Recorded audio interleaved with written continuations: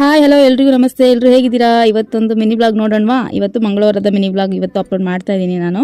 So ಇವತ್ತು ಏನು ಅಂತ ಹೇಳಿದ್ರೆ 6 ಗಂಟೆಯಿಂದ 11 ಗಂಟೆ ತನಕ ನನ್ನ ರೊಟೀನ್ ಬ್ಲಾಗ್. ಇವತ್ತು ಮಂಗಳವಾರದ ಪೂಜೆ. ಸೊ ಇದನ್ನೇ ನಾನು ಎಲ್ಲದರಲ್ಲೂ ಸ್ವಲ್ಪ ವಿಡಿಯೋ ಕ್ಲಿಪ್ ತೆಗೆದು ಇವತ್ತೊಂದು ಮಿನಿ ಬ್ಲಾಗ್ ಮಾಡೋಣ ಅಂತೇಳಿ ಇವತ್ತು ಮಾಡ್ತಾ ಇದ್ದೀನಿ. ಸೊ ಬೆಳಗ್ಗೆ ಬೇಗ ಎದ್ದು ರಂಗೋಲಿ ಹಾಕಿ ಟೀ ಕುಡಿದು ಈಗಾಗಲೇ ಫಾಸ್ಟ್ ಆಯಿತು ವೀಡಿಯೋ.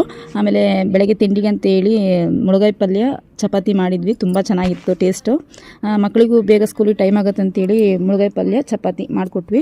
ಸೊ ಮಧ್ಯಾಹ್ನಕ್ಕೆ ಅನ್ನ ಸಾಂಬಾರು ಮಾಡ್ತಾಯಿದ್ದೀವಿ. ಅದನ್ನ ಈ ವಿಡಿಯೋದಲ್ಲಿ ತೋರಿಸಿಲ್ಲ ನಾನು, ಯಾಕಂದರೆ ಇದು ಫುಲ್ಲು ಲೆಂತ್ ಆಗುತ್ತೆ ಅನ್ನೋದಕ್ಕೋಸ್ಕರ ನಾನು ಅಷ್ಟು ಅದೆಲ್ಲ ಏನೂ ತೋರಿಸಿಲ್ಲ. ಬೆಳಗ್ಗೆ ತಿಂಡಿದ್ದು ಮಾತ್ರ ಹೇಳಿದ್ದೀನಿ. ಇದರಲ್ಲಿ ತುಂಬ ಜನ ತುಂಬ ಸಪೋರ್ಟ್ ಮಾಡ್ತಾ ಇದ್ದೀರಾ. ಹೀಗೆ ಸಪೋರ್ಟ್ ಮಾಡಿ ನಮ್ಮನ್ನು ಬೆಳೆಸಿ.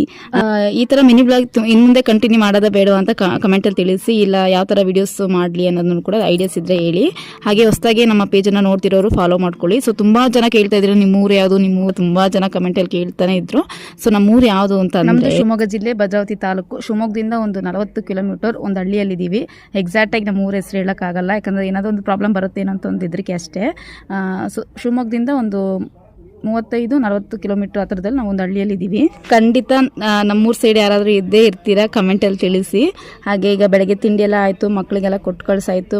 ಕಸ ಗುಡಿಸಿ ಆಮೇಲೆ ಪೂಜೆ ಅಂತ ಹೇಳಿ ಸ್ನಾನ ಎಲ್ಲ ಹಾಗೆ ತುಳಸಿ ಗಟ್ಟೆಗೆಲ್ಲ ರೆಡಿ ಮಾಡ್ತಾ ಇದ್ದೀನಿ, ಅರ್ಶಿನ ಕುಂಕುಮ ಎಲ್ಲ ಹಚ್ಚಿ. ಸೊ ಅದಕ್ಕೂ ಯಾಕಂದರೆ ಲೇಟ್ ಆಗಿಬಿಡ್ತು, 11 ಗಂಟೆ ಮೇಲೇನೇ ಆಯಿತು ನಾವು ಪೂಜೆ ಮಾಡೋಷ್ಟರಲ್ಲಿ. ಮನೆ ಕೆಲಸ ಎಲ್ಲ ಮುಗಿಸಿ ಪೂಜೆ ಮಾಡೋಷ್ಟರಲ್ಲಿ ಸ್ವಲ್ಪ ಟೈಮ್ ಆಗಿಬಿಡ್ತು.